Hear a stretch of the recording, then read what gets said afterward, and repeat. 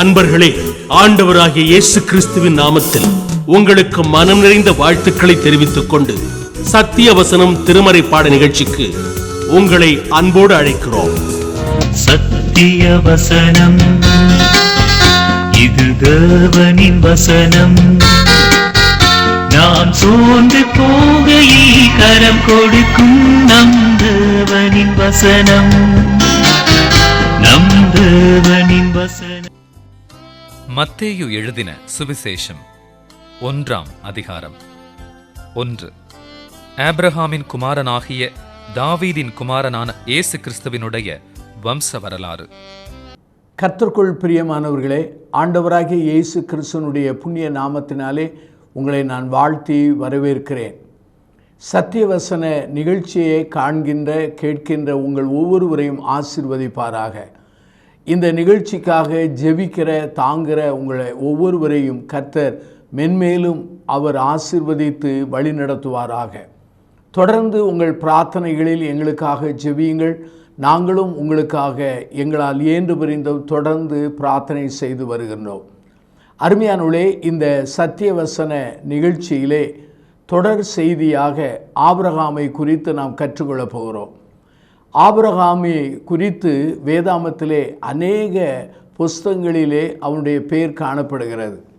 இந்த நாளினுடைய செய்தியின் தலைப்பென்ன? ஆபிரகாமுக்கு வேதாமத்திலே காணப்பட்ட பெயர்களை சொல்ல விரும்புகிறேன். மத்தேயு நற்செய்தி நூல் 1ஆம் அதிகாரம் 1-16 வாக்கியங்களை வாசித்து பாருங்கள். அதிலே நம்முடைய ஆண்டவராகிய இயேசு கிறிஸ்துவனுடைய வம்ச அட்டவணை சொல்லப்பட்டிருக்கிறது. அதில் ஆண்டவரை குறித்து சொல்லும் பொழுது ஆபிரகாமின் குமாரனும் தாவீதின் குமாரனும் ஆகிய இயேசு கிறிஸ்துவின் வம்ச வரலாறு என்று அழைக்கப்படுகிறது. லூக்கா நற்செய்தி நூல் 3ஆம் அதிகாரம் 24 நீங்கள் 38 வரை வாசித்தாலும் அங்கே இயேசுவினுடைய வம்ச வரலாற்றிலே 3ஆம் அதிகாரம் 34வது வசனத்திலே ஆபிரகாமின் பெயர் அங்கு வருகிறது. அருமையானவர்களே, இஸ்ரவேல் மக்கள் அல்லது யூதர்களுக்கு முற்பிதாக்கள் யார் என்று கேட்டால் ஆபிரகாம், ஈசாக்கு, யாக்கோபு என்று சொல்வார்கள். இந்த ஆபிரகாமை குறித்து வேதாமத்திலே சுமார் 235 இடங்களிலே ஆபிரகாமை குறித்த வசனங்கள் காணப்படுகின்றன. அருமையானவர்களே, ஆபிரகாம் யூதர்களுக்கு முற்பிதாக்களில் ஒருவராக அவர் காணப்படுகிறார். அருமையானவர்களே, யூதர்களை எடுத்துக்கொண்டாலும், முஸ்லிம் மத நண்பர்களை எடுத்துக்கொண்டாலும், கிறிஸ்தவர்களை எடுத்துக்கொண்டாலும் ஆபிரகாமின் பங்கு மிக முக்கியமான பங்காக காணப்படுகின்றது. அருமையானவர்களே, கிறிஸ்தவர்களுக்கு கூட ஆபிரகாமை குறித்து சொல்லும்போது விசுவாசிகளின் தகப்பன் என்று அழைக்கப்படுகிறார். இந்த தொடர் செய்தியிலே ஆபிரகாமை குறித்த ஆழமான நல்ல கருத்துக்களை அல்லது குறிப்புகளை நாம் கற்றுக்கொள்ளப் போகிறோம். தொடர்ந்து இந்த செய்தியை ஜெபத்தோடு கேளுங்கள். பரிசுத்த ஆவியானவர் உங்களோடு கூட அவர் பேசுவாராக.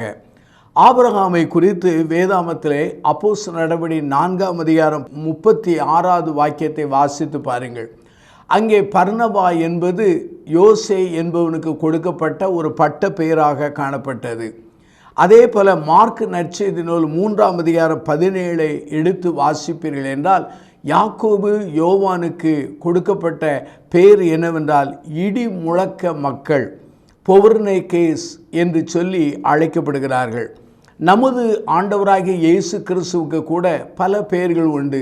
தாவீதின் குமாரன், மேசியா, ஸ்திரீயின் வித்து, இரட்சகர், இம்மானுவேல் என்று பல பெயர்களை சொல்லி அழைப்பார்கள். அதே போல நம்முடைய ஆபிரகாமுக்கு பல பெயர்கள் காணப்படுகின்றன. முக்கியமான சில பெயர்களை நான் உங்களுக்கு குறிப்பிட்டு விளக்க விரும்புகிறேன். முதலாவது, ஆபிரகாமுக்கு கொடுக்கப்பட்ட முதல் பெயர் என்ன? முற்பிதாக்களில் ஒருவர்.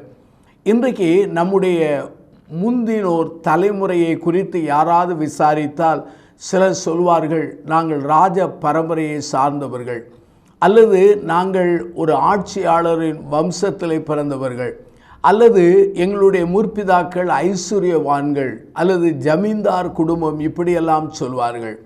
ஆனால் யூதர்களை விசாரித்தால் அவர்கள் சொல்வார்கள், நாங்கள் முற்பிதாக்களாகிய ஆபிரகாம், ஈசாக்கு, யாக்கோபின் வழியிலே வந்தவர்கள் என்று சொல்வார்கள். அருமையானுள்ளே, நம்முடைய வாழ்க்கையிலே இந்த ஆபிரகாமுக்கு கொடுக்கப்பட்ட முதல் பெயர் என்ன? முற்பிதாக்களில் ஒருவன் என்று சொல்லப்படுகிறது. நீங்கள் வேதாமத்தை நீங்கள் வாசிப்பீர்கள் என்றால் யோவான் நற்செய்தி நூல் 8ஆம் அதிகாரம் 39 யூதர்கள் ஆபிரகாமை எங்கள் பிதா என்று அழைத்தார்கள். எபிரேய நிருபம் 7ஆம் அதிகாரம் 4 வாசித்தால் கோத்திர தலைவனாகிய ஆபிரகாம் என்று சொல்லி எபிரேய நிருப ஆக்கியோன் எழுதுகிறார். ஆகவே ஆபிரகாமுக்கு கொடுக்கப்பட்ட முதல் பெயர் என்ன? முற்பிதாக்களில் ஒருவன் அல்லது கோத்திர தலைவன் என்று சொல்லலாம். அருமையானவர்களே, கலாத்தியர் 3ஆம் அதிகாரம் 29 வாசித்தால் நீங்கள் கிறிஸ்துவின் உடையவர்கள் ஆனால் ஆபிரகாமின் சந்ததியராயும் வாக்குத்தத்தத்தின்படி சுதந்திரமாய் இருக்கிறீர்கள். இஸ்ரவேல் மக்கள் அல்ல யூதர்கள் மாம்சத்தின்படி அவர்கள் ஆபிரகாமின் சந்ததிகள். நாமெல்லாம் கிறிஸ்துவின் வழியாக ஆபிரகாமின் விசுவாச சந்ததிகளாக காணப்படுகிறோம்.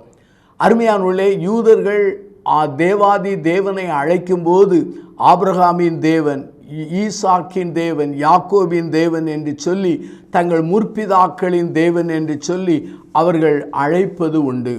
ஆகவே ஆபிரகாமுக்கு கொடுக்கப்பட்ட முதல் பெயர் என்ன? முற்பிதாக்களின் தலைவன் அல்லது கோத்திர தலைவன் என்று சொல்லலாம். ஆபிரகாமுக்கு இன்னொரு பெயர் இருக்கிறது. அது ஆதியாம் புஸ்தகம் 11ஆம் அதிகாரம் 27 வாசித்து பாருங்கள். அந்த வசனத்திலே ஆபிரகாம் என்று வராமல் ஆபிராம் என்று வருகிறது. அருமையானுள்ளே, அங்கே ஆதியாமம் 17ஆம் அதிகாரம் 4வது வசனம் வரையிலும் இந்த ஆபிராம் என்ற பெயரே அங்கே வழக்கத்தில் அங்கே இருந்ததாய் நாம் வேதாமத்திலே வாசிக்க முடிகிறது. ஆனால் ஆதியாமம் 17ஆம் அதிகாரம் 5வது வசனத்திலே நீங்கள் வாசிப்பீர்கள் என்றால் ஆபிராம் என்ற பெயர் ஆபிரகாம் என்று மாறிவிடுகிறது. முதல் பெயர் என்ன? முற்பிதாக்களின் தலைவன் அல்ல முற்பிதாக்களில் ஒருவன் அல்ல கோத்திர தலைவன் என்று சொல்லலாம். இரண்டாவது பெயர் என்ன? ஆபிராம் என்று சொல்லி அழைக்கப்படுகிறது. மூன்றாவது பெயர் ஆபிரகாம் என்பது. அருமையானவர்களே, தற்காலத்திலே மனிதர்கள் தங்கள் பெயர்களை அடிக்கடி மாற்றுவது உண்டு. கால சூழ்நிலையின் அடிப்படையிலே, இருப்பிடத்தின் அடிப்படையிலே அல்லது வசிக்கும் சூழ்நிலையிலே, நாகரிக சூழ்நிலையிலே தங்கள் பெயர்களை அடிக்கடி மாற்றி அவர்கள் அதை பயன்படுத்துவது உண்டு. இங்கு ஆண்டவர் ஆபிரகாமை ஆபிராம் என்கிற நிலையிலிருந்து ஆபிரகாம் என்று அழைக்கிறார். ஆபிராம் என்றால் பொருள் என்ன? அதற்கு வித்தியாசமான அர்த்தம் இருக்கிறது. மேன்மையான உயர்த்தப்பட்ட தகப்பன் என்று பொருள் கொள்ளலாம். ஆனால் ஆபிரகாம் என்றால் அதனுடைய அர்த்தம் என்னவென்றால் ஆதியாமம் 17ஆம் அதிகாரம் 5வது வசனத்தில் வாசித்தால் திரளான ஜாதிகளுக்கு தகப்பன் என்று பொருளாகும். ஆதியாமம் 17ஆம் அதிகாரம் 5லிருந்து 6 வாக்கியங்களை நீங்கள் வாசித்து பாருங்கள். இனி உன் பேர் ஆபிராம் எனப்படாமல் உன்னை திரளான ஜாதிகளுக்கு தகப்பனாக ஏற்படுத்தினபடியால் உன் பேர் ஆபிரகாம் எனப்படும். உன்னை மிகவும் அதிகமாக பலுக பண்ணி உன்னிலே ஜாதிகளை உண்டாக்குவேன். உன்னிடத்திலிருந்து ராஜாக்கள் தோன்றுவார்கள். ஆகவே ஆபிரகாமுக்கு கொடுக்கப்பட்ட முதல் பெயர் அவன் முற்பிதாக்களில் ஒருவன் அல்லது கோத்திர தலைவன். இரண்டாவது பேர் ஆபிராம், மூன்றாவது பேர் ஆபிரகாம் என்பது. நான்காவதாக இன்னொரு பேர் இருக்கிறது. ஆதியாம் புஸ்தகம் 20ஆம் அதிகாரம் 7வது வாக்கியத்தை நீங்கள் கவனமாக வாசித்து பாருங்கள். ஆபிரகாமை தீர்க்கதரிசி என்று கர்த்தர் குறிப்பிடுகிறார். ஆதியாம் 20ஆம் அதிகாரம் 1 எடுத்து வாசித்து பாருங்கள். ஆபிரகாம் கேராரிலே வசிக்கிறார். அங்கு ஆபிரகாம் தன் மனைவியாகிய சாராளை சகோதரி என்று சொல்கிறார். அந்த சாராள் என்பவள் தன்னுடைய புருஷனான ஆபிரகாமை சகோதரன் என்று சொல்கிறாள். ஆகவே சகோதரன் சகோதரியாக காணப்பட்ட அல்லது தங்களை அறிமுகப்படுத்தப்பட்ட ஆபிரகாம் சாராளை கண்ட அந்த ராஜா என்ன செய்கிறான் என்றால், அபிமெலேக்கு ராஜா அந்த சாராளை தன்னுடைய அரண்மனைக்கு கொண்டு வந்து விடுகிறான். அந்த சமயத்திலே அபிமெலேக்கோடு கர்த்தர் சொப்பனத்திலே பேசுகிறார். அந்த பெண்ணை நீ தொடாதே, அவள் இன்னொருனுடைய மனைவி, அவளுடைய புருஷன் ஒரு தீர்க்கதரிசி உனக்காக வேண்டுதல் செய்வான், அவளை அனுப்பிவிடு, இல்லாவிட்டால் நீ செத்தாய் என்று சொல்கிறார். அப்பொழுது அந்த ராஜா சொல்கிறார், நான் உத்தம இருதயத்தோடும் சுத்தமான கைகளோடு இதை செய்தேன் என்று சொன்னார். உடனே கர்த்தராகிய தேவன் சொல்கிறார், நீ உத்தமமான இருதயத்தோடும் சுத்தமான கைகளோடு இதை செய்ததினாலே உன்னை நான் தடுத்தேன் என்று சொல்கிறார். அந்த இடத்திலே ஆபிரகாமுக்கு ஆண்டவர் சொல்லுகிற பேர் என்னவென்றால் தீர்க்கதரிசி என்று சொல்கிறார். அருமையானவர்களே, இந்நாட்களிலே ஏராளமான மக்கள் தீர்க்கதரிசிகளாக தங்களை அறிமுகப்படுத்திக் கொள்கிறார்கள். பழைய ஏற்பாட்டிலும் தீர்க்கதரிசிகள் உண்டு, புதிய ஏற்பாட்டிலும் தீர்க்கதரிசிகள் உண்டு. தீர்க்கதரிசிகள் இல்லை என்று நான் மறுப்பதில்லை, தீர்க்கதரிசன வரங்கள் மறைந்து போனது என்று நான் சொல்வதில்லை. ஆனால் இந்த தீர்க்க தரிசன வரமானது இன்றைக்கு தவறாக மக்களாலே பயன்படுத்தப்படுகிறதை அறிந்து வேதனைப்படுகிறோம். அருமையானவர்களே, தீர்க்கதரிசி என்றால் பொருள் என்ன? இரண்டு பொருள். ஒன்று, ஆண்டவருடைய தரிசனத்தை அல்லது ஆண்டவர் கொடுக்கிற காட்சிகளை அல்லது ஆண்டவர் கொடுக்கிற வழிநடத்தலை காண்கிற மனிதன் என்று சொல்லலாம். இன்னொரு பொருள் என்னவென்றால் ஆண்டவருக்காக பேசுகிறவன், ஆங்கிலத்திலே ஸ்போக்ஸ்மேன் என்று சொல்லலாம். ஆண்டவரின் வார்த்தைகளை, ஆண்டவரின் திட்டங்களை, ஆண்டவருடைய செய்திகளை அல்லது ஆண்டவருடைய உள்ள துடிப்பை மக்களுக்கு சொல்கிற ஒரு அருமையான மனிதன் தான் தீர்க்கதரிசி. நீங்கள் புதிய ஏற்பாட்டிலே அகபு என்கிற ஒரு தீர்க்கனை பார்க்கலாம். பிலிப்பினுடைய குமாரத்திகள் தீர்க்கதரிசன வரம் பெற்றவர்களாக காணப்பட்டார்கள் என்று வேதவசனம் சொல்லப்படுகிறது. அருமையானவர்களே, பழைய ஏற்பாட்டிலே ஏசாயா, எரேமியா, மல்கியா, அதே ஆகாய் போன்ற தீர்க்கதரிசிகள் காணப்பட்டார்கள். அந்த தீர்க்கதரிசிகளிலே இரண்டு வகையாக பிரிக்கப்படுகிறார்கள். பெரிய தீர்க்கதரிசிகள், சின்ன தீர்க்கதரிசிகள் என்று. பெரிய தீர்க்கதரிசிகள் என்றால் அதிக வல்லமை படைத்தவர்கள் என்று பொருள் அல்ல. அவர்கள் சொன்ன தீர்க்கதரிசனங்கள் அநேக பக்கங்கள் அடங்கிய ஒரு நூலாக காணப்பட்டது. ஆனால் சிறிய தீர்க்கதரிசியின் புஸ்தகமானது சில அதிகாரங்கள் உள்ள அங்கே நூலாக அது காணப்படுகிறது. அருமையானவர்களே, தீர்க்கதரிசி என்றால் என்ன? கர்த்தருடைய நடத்துதலை காண்கிறவன், கர்த்தருடைய அங்கே காட்சிகளை காண்கிறவன், கர்த்தர் ஜனங்களுக்கு வைத்திருக்கிற தூர காரியங்களை காட்சிகளாக காண்கிறவன்.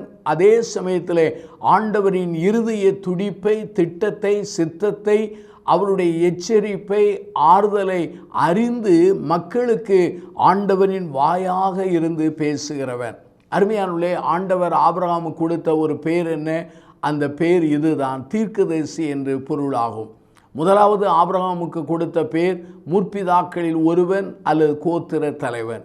இரண்டாவது பேர் ஆபிராம் என்பது, மூன்றாவது பேர் ஆபிரகாம் என்பது, நான்காவது பேர் என்னவென்று சொன்னால் அது உண்மையாகவே தேவனுடைய தீர்க்கதரிசி என்று அழைக்கப்பட்டார். அருமையானவர்களே, உங்கள் வாழ்க்கையிலே ஆண்டவருடைய கிருபையினாலே இந்த பெயர்களை உங்கள் வாழ்வோடு ஒப்பிட்டு பாருங்கள். உங்களுடைய வாழ்க்கையிலே ஆவியானவர் தன்னுடைய வார்த்தை மூலமாய் பேசுவார். ஐந்தாவதாக அவனுக்கு கொடுக்கப்பட்ட இன்னொரு பேர் என்ன? விசுவாசிகளின் தகப்பன் என்று சொல்லப்படுகிறது. ஏனென்றால் ஆபிரகாமை சாதாரண மனிதனாக நாம் எண்ண முடியாது. விசுவாசத்திற்கு நாம் பேசும் பொழுது அல்லது விசுவாசத்தை குறித்து நாம் மக்களுக்கு விளக்கும் பொழுது நாம் சொல்லப்படுகிற, சுட்டி காண்பிக்கப்படுகிற மனிதன் ஆபிரகாம் தான். ஆபிரகாம் விசுவாசிகளின் தகப்பனாக காணப்படுகிறான். அருமையானவர்களே, விசுவாசிகளின் தகப்பன் என்றால் அவன் எவ்வளவு விசுவாசம் உடையவன் என்பதை புரிந்து கொள்ள முடிகிறது. எபிரேய நிருபத்திலே வாசிக்கும் பொழுது ஆபிரகாம் விசுவாசத்தினாலே என்று வேதத்திலே வாசிக்க முடிகிறது. ரோமருக்கு நிருபம் 4ஆம் அதிகாரம் 12 வாசித்து பாருங்கள். விசுவாசமாகிய அடிச்சுவடியில் நடக்கிறவர்களுக்கு தகப்பனாய் இருக்கும்படிக்கு அந்த அடையாளத்தை பெற்றார். விசுவாசிகளின் தகப்பன் என்று ஆபிரகாம் இங்கு குறிப்பிடப்படுகிறார். அருமையானவர்களே, அங்கே ரோமருக்கு நிருபத்திலே அப்போஸ்தலனாகிய பவுல் அங்கே ஆபிரகாமை விசுவாசிகளின் தகப்பன் என்று அழைக்கிறார். யூதர்கள் முற்பிதாக்களின் தகப்பன் என்று சொல்லலாம் அல்லது கோத்திர தலைவன் என்று சொல்லலாம். ஆனால் அப்போஸ்தலனாகிய பவுல் சொல்லுகிற ஒரு காரியம் என்ன? இவர்கள் விசுவாசிகளுக்கெல்லாம் தகப்பன் என்று சொல்லப்படுகிறது. ஆபிரகாம் காலத்தை பாருங்கள், வேதாகமம் கிடையாது. ஆபிரகாம் காலத்திலே திருச்சபை கிடையாது. ஆபிரகாம் காலத்திலே போதகர்கள் கிடையாது. ஆபிரகாம் காலத்திலே பாடகர் குழுவிலே கிடையாது. ஆபிரகாம் காலத்தில் இப்போது இருக்கிற நடைமுறையில் இருக்கிற ஆவிக்குரிய உலகில் காணப்படுகிற எந்த ஏதுக்களும் கிடையாது. அந்த நாட்களிலே அதிகமான தீர்க்கர்கள் கூட கிடையாது. இப்படிப்பட்ட ஒரு காலத்திலே, ஒருவேளை ஐக்கியமில்லாத காலங்களிலே, வேத வசனம் எழுதப்படாத ஒரு காலங்களிலே, அப்படிப்பட்ட ஒரு சூழலில் ஆபிரகாம் ஆண்டவர் மேலே விசுவாசம் வைத்தான். ஏனென்று சொன்னால், ஆண்டவர் மேலே அவனுடைய விசுவாசம் வைத்தான். அவர் சொன்ன வார்த்தை மேல் விசுவாசம் வைத்து நம் எல்லாருக்கும் அவன் தகப்பனானான். அருமையானவர்களே, நம்முடைய வாழ்க்கையிலே நம்முடைய ஜீவியம் எப்படி இருக்கிறது? ஆபிரகாமை போல நாம் விசுவாசிகளுக்கு தகப்பனாக இருக்கிறோமா? இன்றைக்கு காலத்தை பார்த்தால் நாம் போதகராய் இருக்க வேண்டிய நாம் சிறுபிள்ளை போல இன்னும் தவண்டு கொண்டிருக்கிறோம். ஒருவேளை சிறுபிள்ளை தனமாக நாம் நடந்து கொண்டிருக்கிறோம். அநேகருடைய வாழ்க்கையிலே சிறு பிள்ளையாகவே இருக்கிறார்களே தவிர, சிறு பிள்ளை தனமாகவே நடந்து கொள்கிறார்களே தவிர, அவர்கள் முதிர்ச்சி அற்றவர்களாக மாறிவிடுகிறார்கள். ஆபிரகாம் வாழ்க்கையிலே மேடு பள்ளங்கள் காணப்பட்டது. அவருடைய வாழ்க்கையிலே உயர்வு தாழ்வு காணப்பட்டது. அவருடைய வாழ்க்கையிலே வெற்றி தோல்விகள் கூட காணப்பட்டது. ஆனால் அவருடைய வாழ்க்கையிலே காலங்கள் வளர வளர, வயது கூட கூட, அவருடைய வாழ்க்கையில் விசுவாசிகளுக்கெல்லாம் அவன் ஒரு தகப்பனாக அவன் காணப்பட்டான். ரோமருக்கு நிருபம் 4ஆம் அதிகாரம் 19 21 வாக்கியங்களை நீங்கள் வாசித்து பாருங்கள். ஆபிரகாம் விசுவாசத்திலே பலவீனமாய் இருக்கவில்லை. அவன் ஏறக்குறைய 100 வயது உள்ளவனாய் இருக்கும் பொழுது தன் சரீரம் செத்து போனதையும் சாராளுடைய கற்பம் செத்து போனதையும் அவன் எண்ணாதிருந்தான் என்று சொல்லப்படுகிறது. தேவனுடைய வாக்குத்தத்தத்தை குறித்து அவிசுவாசமாய் அவன் சந்தேகப்படாமல், தேவன் வாக்குத்தத்தம் பண்ணியதை நிறைவேற்ற வல்லவராய் இருக்கிறார் என்று முழு நிச்சயமாய் நம்பி தேவனை மைமைப்படுத்தி விசுவாசத்தில் வல்லவனானான். அவனுக்கு கொடுக்கப்பட்ட வாக்குத்தத்தங்களை அவன் முழுமையாக நம்பி விசுவாசித்து துதித்து அவன் வல்லமை நிறைந்த ஒரு மனிதனாக மாறினான். அருமையான என் சகோதர சகோதரிகளே, உங்களுடைய வாழ்க்கையிலே நீங்கள் விசுவாசத்தில் எப்படி இருக்கிறீர்கள்? விசுவாசத்திலே அநேகருக்கு தலைவனாக அல்லது தகப்பனாக காணப்படுகிறீர்களா? உங்கள் வாழ்க்கை மூலமாக அநேகர் ஆண்டவரை அறிந்திருக்கிறார்களா? அல்லது ஆண்டவருடைய அன்பின் வட்டத்திற்குள்ளே வந்திருக்கிறார்களா? அல்லது உங்களுடைய விசுவாச வாழ்க்கை மூலமாய் அநேகருடைய விசுவாச வாழ்க்கையானது கட்டி எழுப்பப்பட்டிருக்கிறதா? சகேவின் மனமாற்றத்தை குறித்து லூக்கா 19ஆம் அதிகாரம் 9 வாசிக்கும் பொழுது நம்முடைய இரட்சகராகிய நம்முடைய ஆண்டவராகிய இயேசுவானவர் சொல்கிறார். என்ன சொல்கிறார் என்றால், இவன் இந்த வீட்டுக்கு ரட்சிப்பு வந்தது, இவன் ஆபிரகாமின் குமாரன் என்று சொல்கிறார். அப்படியானால் ஆண்டவரை ஏற்றுக்கொண்டவர்கள், அவருக்காக வாழுகிறவர்கள், அவருடைய மனந்திருவலின் அனுபவத்துக்குள்ளே வளருகிறவர்கள், தங்களுடைய ரட்சிப்பின் வாழ்க்கையிலே அவர்கள் வாழ தொடங்கினவர்கள், அல்லது தங்கள் வாழ்க்கையை சீர்படுத்தி கொண்டு சரி பண்ணி கொண்டவர்கள் ஒவ்வொருவரையும் ஆண்டவர் குறிப்பிடுகிற வார்த்தை என ஆபிரகாமின் குமாரன் என்று சொல்கிறார். 18 ஆண்டுகள் கூனியாய் இருந்த ஒரு பெண்ணை குறித்து சொல்லும் பொழுது இவள் ஆபிரகாமின் குமாரத்தி என்று சொல்லி ஆண்டவர் சொல்கிறார். அருமையானுள்ளே, நான் சில பெயர்களை சொன்னேன். ஆபிரகாமின் முதல் பெயர் என்ன? கோத்திர தலைவன், முற்பிதாக்களின் தலைவன். 2வது பேர் ஆபிராம், 3வது பேர் ஆபிரகாம், 4வது பெயர் என்னவென்றால் தீர்க்கதரிசி, 5வது பெயர் என்னவென்றால் அவன் உண்மையாகவே விசுவாசிகளுக்கு தகப்பன். கடைசியாக ஒரு பெயரை சொல்லி முடிக்கிறேன். அது என்னவென்றால் தேவனுடைய சிநேகிதன். யாக்கோபு நிருபம் 2ஆம் அதிகாரம் 23வது வாக்கியம், ஏசாயா 41ஆம் அதிகாரம் 8வது வாக்கியம், 2 கொரிந்தியர் 20ஆம் அதிகாரம் 7வது வாக்கியத்திலே இந்த 3 வாக்கியங்களிலே சொல்லப்படுகிற ஒரு வார்த்தை என்ன? அந்த ஆபிரகாமுக்கு பேர் தேவனுடைய சிநேகிதன். அருமையானுள்ளே, தேவனுடைய சிநேகிதன். நாம் யாருக்கெல்லாமோ சிநேகிதராக இருக்கலாம். ஆண்டவருக்கு நாம் சிநேகிதராக காணப்படுகிறோமோ என்பதை நாம் சிந்தித்து பார்க்க அழைக்கப்படுகிறோம். உலகத்துக்கோ அல்ல உலக மனிதருக்கோ நாம் சிநேகிதராக இருக்கலாம். இந்த நாளிலே நமக்குள் கேள்வி கேட்க வேண்டும், நான் ஆண்டவருக்கு சிநேகிதனா? ஆபிரகாமை ஆண்டவர் தன் நாவை திறந்து சொன்னார், என் சிநேகிதனாகிய ஆபிரகாம் என்று சொன்னார். அதே போல வேத வசனத்திலே ஒவ்வொரு மக்களும் அப்படி அழைத்திருக்கிறார்கள். ஆகவே இன்றைக்கு நாம் கற்றுக்கொண்டது என்ன? ஆபிரகாமின் பெயர்களை நாம் கற்றுக்கொண்டோம். இந்த பெயர்களோடு நம்முடைய வாழ்க்கையிலே தேவ சமூகத்திலே ஜெபத்தோடு ஆவியானுடைய ஒத்தாசையோடு சிந்திக்கும் பொழுது ஆண்டவர் இந்த செய்தியினுடைய வலிமையும் பொருளையும் புரிந்து கொள்ள உதவி செய்வாராக. நாம் கண்களை மூடி நாம் பிரார்த்தனை செய்வோம். அன்பின் பிதாவே, இந்த நல்ல நாளுக்காக நாங்கள் நன்றி சொல்கிறோம். முற்பிதாக்களின் தலைவனான கோத்திர தலைவனான ஆபிரகாமை குறித்து நாங்கள் கற்றுக்கொண்டோம்.